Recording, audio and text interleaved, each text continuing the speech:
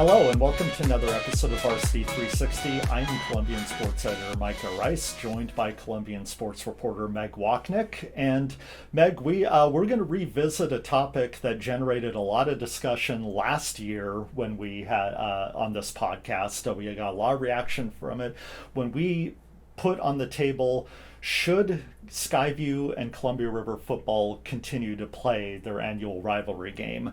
Well, we're revisiting it this year because after last Friday, I think we've seen enough, and it's our opinion that they should not continue to play football in this rivalry anymore. And we'll go into the district's response for why they continue to back this rivalry. But after Friday's 49-0 blowout for Skyview, which has become a 4A powerhouse, ranked number 4 in the state poll against Columbia River, which is, for all intents and purposes, the last 5 or 6 years has been more or less a middle-of-the-road 2A team. It looked like an unfair competition out there. Skyview just so much bigger, so much faster. It ended up 49-0, a game that really wasn't close in any given respect. And for Columbia River's perspective, they ended up losing their quarterback in the first quarter to a shoulder injury. We don't know how long Braden Schieffer is going to be out, but it's probably at least this week, if not more, with the dislocation of that shoulder. And also we learned from the next day that 5 of Columbia River's starters were being monitored for concussions after that game. So despite the disparity of talent, size, and skill on the field, which has led to the last 9 games in a row going decisively to Skyview by an average margin of 42-6. We came away with it being with the impression that it's also become a safety issue, and we'll get into more of the reasons why. But Meg, what was your reaction when you kind of saw how Friday's game developed? No surprise, honestly. Mm-hmm. I think you and I and others in our department were kind of discussing how we thought this was going to go, and it went pretty much how we thought it was going to go. I was at another game last Friday. But I wanted to watch a little bit of the VPS broadcast just to kind of get a sense of what that game was. And I know you were there covering it live. And I turned it off after the first quarter. Just even the first play from scrimmage lining up, you could see just the size differential with Skyview. Some of the hits that Skyview made, by no means were they intentionally trying to be hard hits, but you could just see the impact, right? So much bigger bodies hitting so much smaller bodies. And there's a reason why state associations across the United States, including the WIAA, have classifications. And that's for not only the purpose of safety and well-being for the student athletes competing, but it's also to have a fair advantage when it comes to competition. And like you said, this has been pretty much 9 years in a row. Skyview has dominated. There's been 5 shutouts over the last 7 meetings. 401-63 has been the score margin over the last 9 years. And it's no longer a viable game to be played. And it no longer should be played, in my opinion. And I know that's the same opinion you have. Well, I think we should put into context, number one, why the game continues to be played, and number two, kind of the tone of the rivalry as it progresses through the week, because it's not the football game in isolation here. It's basically a week of contests and inter-school hype and excitement and trash talking and everything. But first of all, we should put why this game continues to happen. And you reach out to Vancouver Public Schools athletic director Dave Bennett, asking that question exactly. And he thank you to him for his response. He responded, and so I'll read you his response here in just a sec. But to cut to the chase, it's a huge moneymaker for the district. They love this sort of west side rivalry between two schools, a lot of whose students go to the same middle school or participate in the same, youth sports or clubs or even, in the same circle of friends. And despite the disparity of talent on the field Friday, it did draw a large crowd, big student sections. So, that if you're looking at from the district's perspective, that's why they continue to play this game. And so, again, the response that we got from Vancouver Public Schools was, as you know, athletics is not always about what's on the scoreboard. We believe the Skyview River matchup is important for building community. Many of the students and families that support River and Skyview live in the same neighborhoods, and as a result, many of the students on both teams attended school together prior to high school and are friends with each other. Because of this, the River Skyview game is one of the most highly attended year after year. The attendance shows that the community enjoys and supports this matchup, and in turn, the ticket sales help us fund many of the athletic offerings we are committed to offering the students in our schools. For all the same reasons, we hope to soon bring back the Hudson's Bay Fort Vancouver game. We temporarily discontinued that game to allow Fort Vancouver High School a chance to save and rebuild its program so that the game can occur without concerns for the safety of the players. As always, we appreciate your coverage and support of high school athletics. So that's the district's point of view. And so also putting into perspective kind of the tone the Columbia River and Skyview rivalry takes on throughout the week. I went to the volleyball match earlier that week between Skyview and Columbia River. Now, as we can get into why volleyball and football are two completely different animals when it comes to a 4A school competing against a 2A school, it always comes down to numbers, as we know with football. But the volleyball match, again, very well attended at Columbia River. Columbia River, two-time defending state volleyball champion, again, basically had their way with Skyview, swept them in 3 sets. Columbia River students were hyped, jumping up and down, chanting over at the Skyview student section. And guess what the Skyview student section's response that they chanted? Wait till Friday. That game is followed by a girls soccer, again, Columbia River girls soccer, a 2A powerhouse. This one probably a little closer in competition to Skyview. I think it was a 1-goal game. But again, as the students are going back and forth, the attitude of the Skyview students, wait till Friday. So you come out on Friday and the Skyview football team feels like it has to make a statement. Everything's been brewing all week. The rock has been painted in front of Columbia River High School in Skyview blue and white. There's probably a little good-natured and maybe not so good-natured trash talking online. And it all comes to a head on Friday when you get a team that's in Skyview bigger, faster, more talented, and fired up to make a physical statement on the field. And that's what they did. And that's what I think resulted not only in River sustaining multiple concussion injuries, but the game kind of taking on a little bit of a nasty edge. 7 total unsportsmanlike conduct penalties throughout the course of the game. A lot of trash talking. And but can you blame a 17-year-old kid when all week it's been building up to this Friday? And if you're in the position of a Skyview kid, you're like, this is our chance to kind of get a little bit revenge for our school after an entire week of Columbia River coming out on top in whether it's volleyball or girls soccer. Not at all. I mean, I think the district does a tremendous job of making sure that Columbia River and Skyview play across all sports, because like what we've talked about right now is how much so many of these kids have grown up together, whether it's middle schools feeding into the same high school programs. And that's all, and that's great, right? The crowds at the football game, even watching it from home on TV, was just amazing. The student sections were on their A game, as you would expect. But again, for me, what it comes down to is common sense. Is it about the atmosphere of the game, or is it about the product that they're putting on the field? And it just doesn't make a lot of sense to have a 9-game winning streak on Skyview's side when it's a 4A school dominating, and I use that word purposefully, dominating a 2A, a much smaller 2A school. You looked into, is there any comparable matchup that happens regularly between a 4A school and a 2A school? What did you find? I spent about an hour looking statewide, and River Skyview is the only one statewide, a 4A, 2A matchup that happens on an annual basis. So we're not talking about the traditional home and home series that a number of schools schedule statewide. This is a regular occurrence, and so you don't see that on a statewide level. Now, some people could say, well, there's a 2 classification separation between Kalama and Woodland.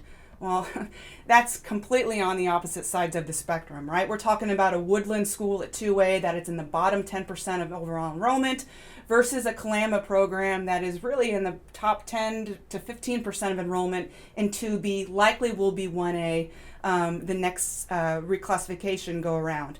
But most importantly, the communities, the administration, and the coaches of those schools support this game.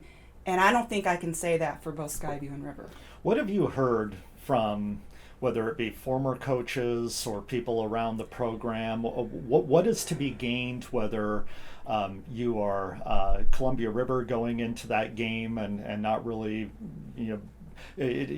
having been near the Columbia River sideline, it was basically just, it came down to the team leaders just telling everybody to keep their heads up. We know this is going to be tough, but we don't give up.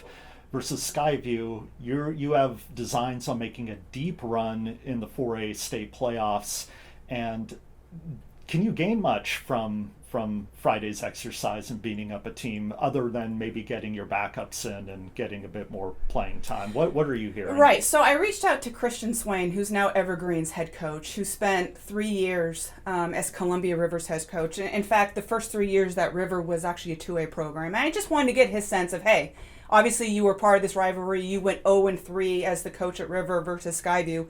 What is your take on this? And he said, quite frankly, that he doesn't understand the purpose of the rivalry. He knows that there's some things like a large gate, a big attendance, that obviously football, we've talked about this on this podcast, how it really drives the bus when it comes to the money value. But in the end, I mean, he's in agreement, and he's no longer connected to the school, that it doesn't make sense for this game to continue. And he said it hasn't for a number of years. Yeah, and you look at some other rivalries that might have, or that one time were very big, and I think they kind of offer a window into how things change and why things change and why not everything can happen the way it always has. One of the biggest games in the area used to be Camas and Washougal. Yep. Camas used to be a lot smaller than it is now. Washougal, obviously being their neighbor, sharing a boundary, a lot of schools, same sort of situation. A lot of kids growing up in the same sports clubs and the same schools.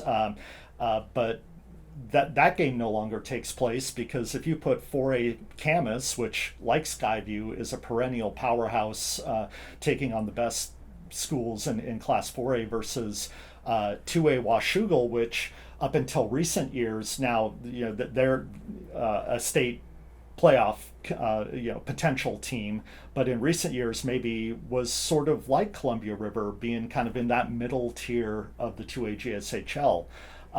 They no longer played that rivalry, and you reach out to Washougal coach Dave Hajak to ask why. Yeah, so Dave is now in his 3rd stint as Washougal's coach. And back in the mid-2000s, before he was let go, he was in his 2nd stint. And right the year after he was let go, in 2008, it was the last year that Camas and Washougal played. And he said, quite frankly, it was a mutual decision by both parties because it was a no-win situation for both programs. Now, I remember hearing stories of back in the day, and I'm talking like the 80s and the 90s, how it was the biggest thing in East Clark County was Camas Washougal, not just football, but also wrestling, and how, especially in football, Friday nights, there would be dads in the parking lot making bets on the game, pregame, and there'd be coaches who would get run out of town based on the outcome of the Camas Washougal game every year. But you got to remember, that was a time when Camas was starting to kind of reinvent itself. And you had a number of high-tech companies coming in. You got people with more salaries, bigger paychecks, fatter houses, and all of a sudden you kind of see that where I'm going with this. And so it makes perfect sense that Skyview and Washougal no longer play. But the difference is those are two separate school districts with different administrations. And this one here, it's the same Vancouver Public School District for both. The last time Columbia River beat Skyview 10 years ago, I think anyone who's followed high school football around here for a long time will remember this game. It was, of course, ended on a fluke play where a Columbia River potential game-winning field goal was blocked, but the ball did not go past the line of scrimmage. So as Skyview celebrated, Columbia River, a player who knew the rule, or well, maybe he didn't, but the coaches sure knew the rule and started yelling out, "Pick up the ball and run." They take it to the house, and game, of course, ends up on, or the play ends up on Monday Night Football, and will long be remembered as one of the more crazy, memorable plays in local football history. I look at that game 10 years ago, that was kind of the very closing of a window where I believe Columbia River could still be competitive. At that time, Columbia River was still a 3A school. It was toward the end of Coach John O'Rourke's long tenure there. While John O'Rourke coached that program, they had trips to the state semifinals. They had Division I athletes like Brett Pierce and Billy Knotts, who I think that was the year 1999 and 2000 that they were some of the best recruits in the state. Then Columbia River, they could always point to, well, that was before Skyview opened up. Skyview opened up right around that time, and I think it was 1997. And that started the shift from where Columbia River used to be the high school that drew everybody from northwest Clark County, Hazel Dell, Salmon Creek, into one building, to now Skyview over the years has grown to become one of the biggest schools, not just in Clark County, but the entire state. It also, you look at the evolution of the football programs over that time. 10 years ago was kind of the end of Columbia River's run as being a perennial state playoff qualifier. They've kind of, I don't want to say the word, regressed might be too harsh of a word, but they've kind of settled into a history of being sort of in that middling area of, the 2A GSHL, where the numbers are on par with what you find at some of the other schools in that league. Well, meanwhile, Skyview has just become a juggernaut. And I think that speaks to really the success that Coach Steve Kaiser and his staff have had up there. Multiple deep runs into the 4A state playoffs, multiple players going to play college football either at the Big Sky or Division I or definitely the Division II level. And as you've seen that shift happen, what you see is if you're a family with a kid that wants to play football in the area where the boundaries kind of intersect between, kids that normally go to Columbia River and go to Skyview, in an open enrollment situation like you have in Vancouver Public Schools, most of those kids decide they gravitate toward the Skyview program because they want to go and play on the biggest stage in Washington high school state football. They want to go to a coaching staff that has developed those relationships on college campuses with whether it's Eastern Washington, whether it's Central Washington. There's just so much more connections that Coach Kaiser and his program have developed, and parents and kids see that. And so what you've had is it's really, you have one program that has just become this behemoth when it comes to high school football in the area versus one that really doesn't have those same, that same draw to a kid who might be on the fence about where they want to go. And one thing that we want to preface this too, I think we actually discussed this, the episode that we did on Skyview River last year, is because of the open enrollment, coaches are allowed to go into the feeder middle schools and talk with those kids. And so, as we know, Skyview and River share one high school or one middle school when it comes to the feeder, and that's Thomas Jefferson. Yeah. And so, people talk about, this loosely recruiting. Well, no, it's not recruiting, because coaches are allowed to go to these middle schools. And if you're talking to a kid who's on the fence on whether to go to River or whether to go to Skyview, Steve Kaiser, what do you think he's going to say to him? And Dwayne Patterson, the first year coach at River, has the same advantage. You can go to these middle schools that feed into your high school and encourage these kids to come play for your program. But again, the open enrollment makes things a little bit tricky because kids have the option to go, again, with the magnet programs and VPS, right. They can actually be bused to any of these 4 schools that they want to go, assuming that they're admitted into these magnet programs. Right, and it's an issue not just with football. I mean, I think it shows up in football more because, as we've said over and over, football is the ultimate numbers game. The more kids you have on the sideline, the more advantage you have, not only with getting kids that are bigger, stronger, faster, more rest to avoid injuries. But I remember you telling me when I think one of the more admirable coaching jobs in any sport recently that I can recall was what Owen Frazier did with Fort Vancouver cross country, basically resurrecting a program from nothing to qualifying runners to state, winning a district title on the girls' side. But he basically had to recruit his own kids going into schools that would normally feed into Fort Vancouver, and convincing them to come to their neighborhood school instead of going to a school like a Columbia River or a Skyview. Exactly, and really utilizing those runners as recruiters, also going to schools like VSAA, which don't offer athletics, and say, hey, have an opportunity to come run at Fort Vancouver even though you don't attend school here. Yeah, so that just shows, if a program is going to be a magnet for talent, it's going to, there's none of this backroom dealing kind of stuff. Right. It's just, kids are going to go where they feel like they can have the most success. Something else I want to preface, especially for football only, is what's been important the last 3, 4, 5 years now when it comes to postseason is RPI. And now the state seating committee is done by humans.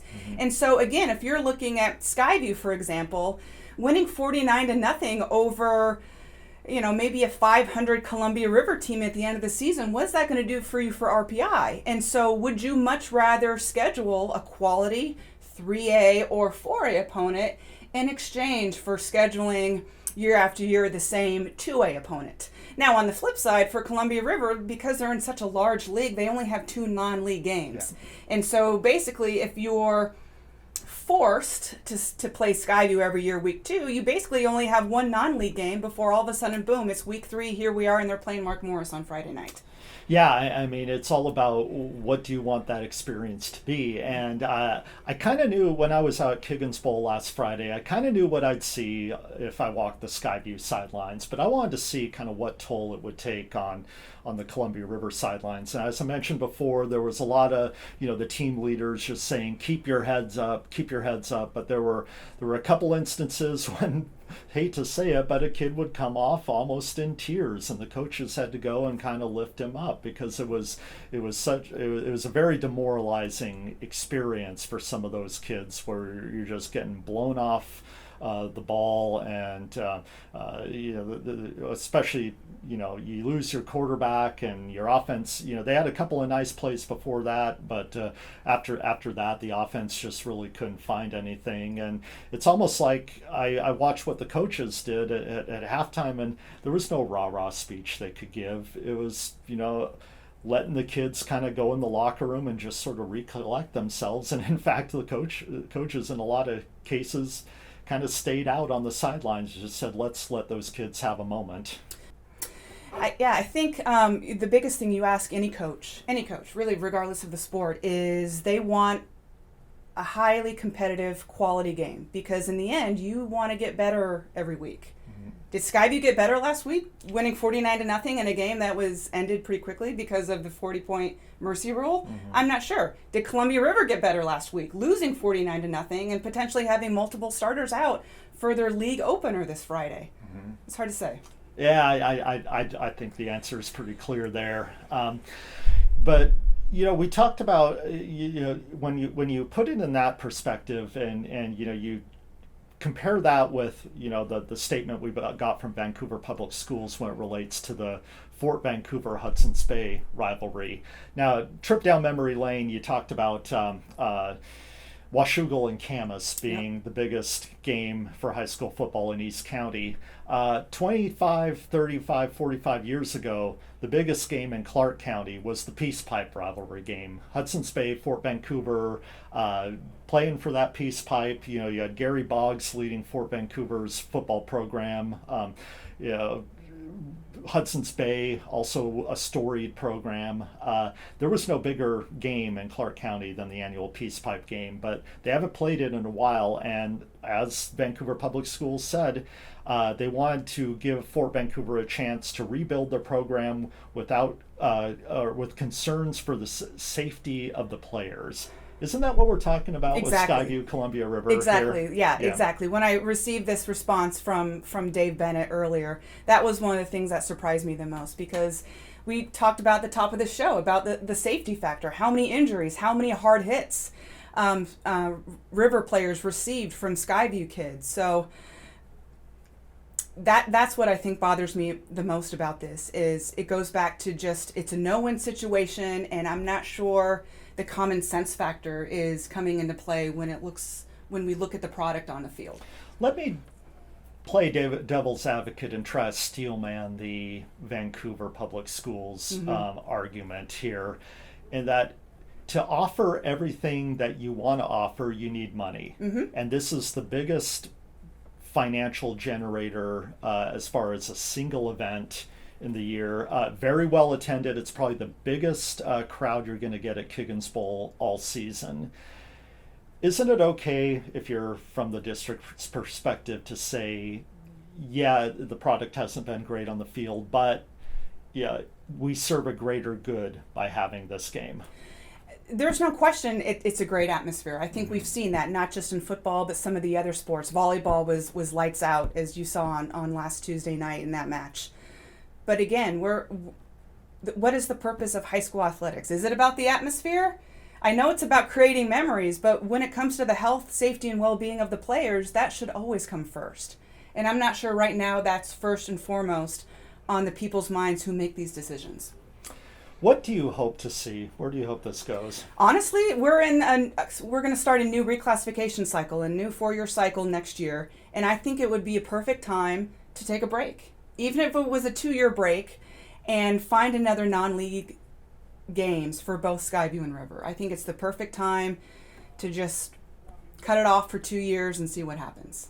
Do you think they could bring back the Peace Pipe game? Yes. Yeah. So I know you mentioned it. And so 2019 was the last time the Peace Pipe game was played. And if people watching and listening remember, Fort Vancouver's playing a 1A schedule, and that's something that a new WIAA amendment allows them to petition down, and that was granted. And that's something that so far has been very successful for Fort Vancouver. You see the increase in turnout and player numbers. We see an increase of victories. They're already 1-1 going into this Friday's games.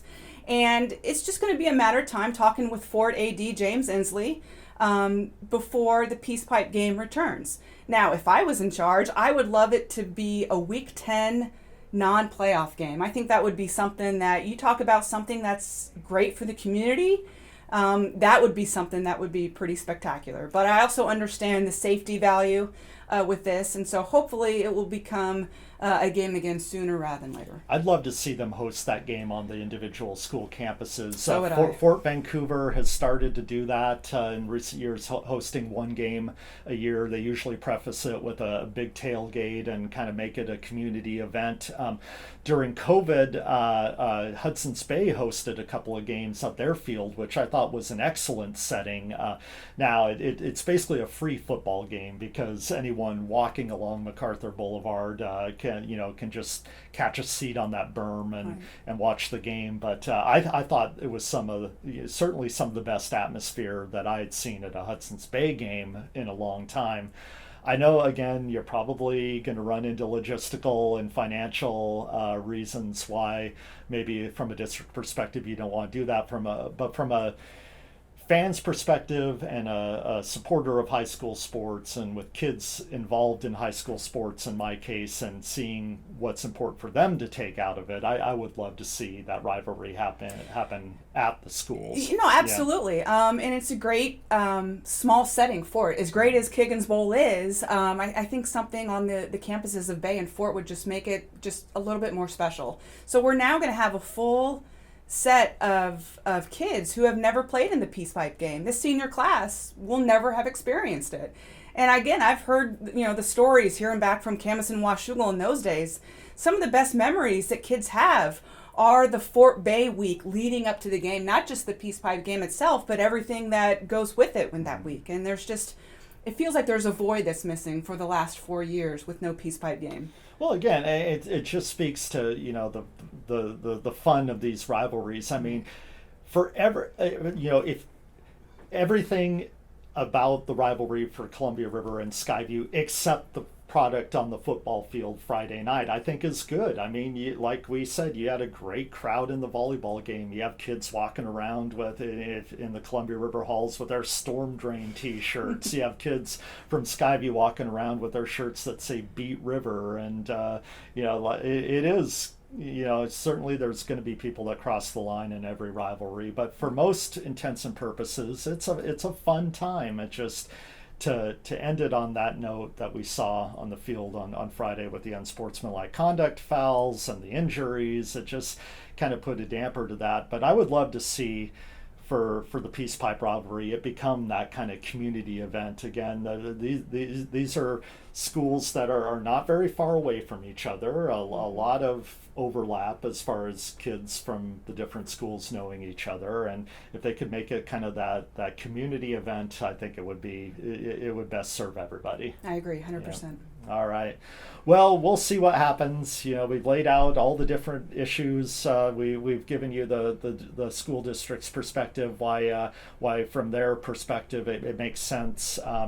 But hopefully there's a way that we can kind of shake it off from what the status quo has become. Because as we opened the show with on Friday night, what I saw was not, I think, a positive experience for any of those football players, especially on the river sideline. But hopefully there's something different than the status quo that can be found.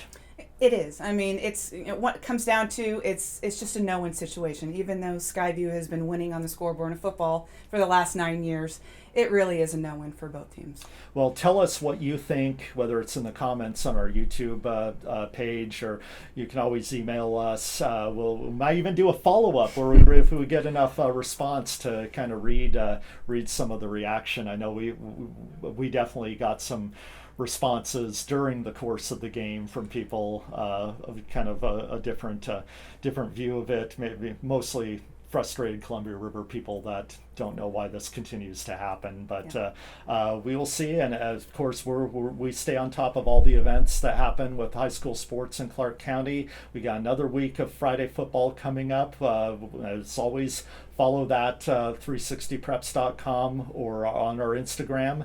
And we will see you later. Again, Columbian sports editor Micah Rice, sports reporter Meg Wochnick, and we'll be back.